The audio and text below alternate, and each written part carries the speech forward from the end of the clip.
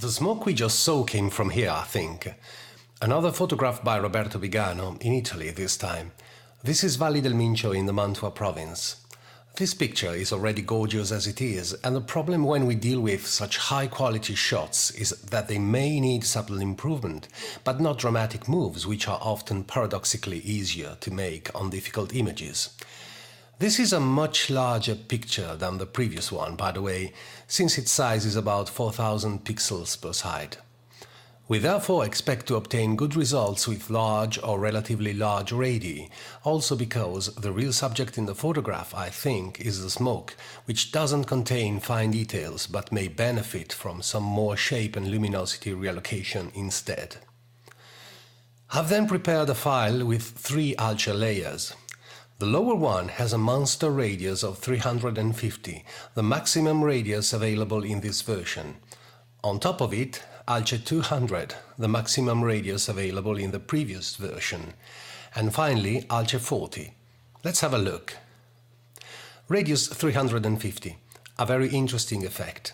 As I toggle between the processed version and the original, please notice how everything seems to lighten up. Reflections on the water are more pronounced, and the smoke cloud becomes a lot more dramatic and realistic.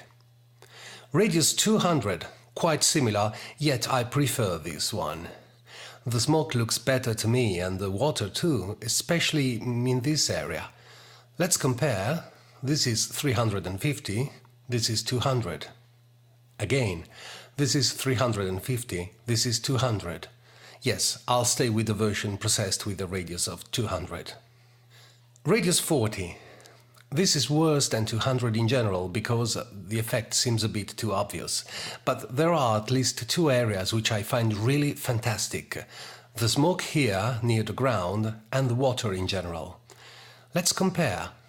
This is 200, this is 40. ALCE 200, ALCE 40. I confirm my impression about the smoke and the water. So I would like to use ALCE 200, but retain some of the good things I've seen in the ALCE 40 version. How can we mix the two? Well, layer masks come in handy. I will just add a layer mask to the top layer, that is ALCE 40. I want it to be completely black, because I need to make this layer transparent at the start. If you remember, in the previous example I said that a layer mask is created white by default. I may just do it and then fill it, but here's a small trick for you.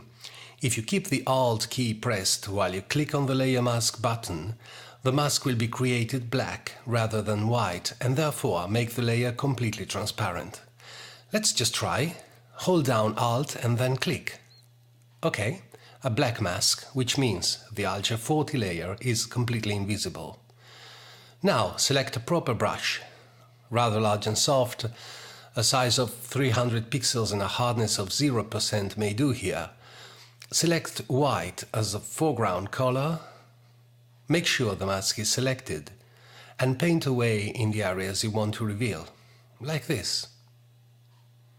As I go, you may notice that the picture changes because I'm oozing in doses of the ALCE 40 layer.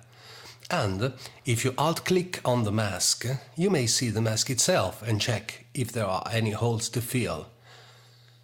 Alt-click again brings you back to normal.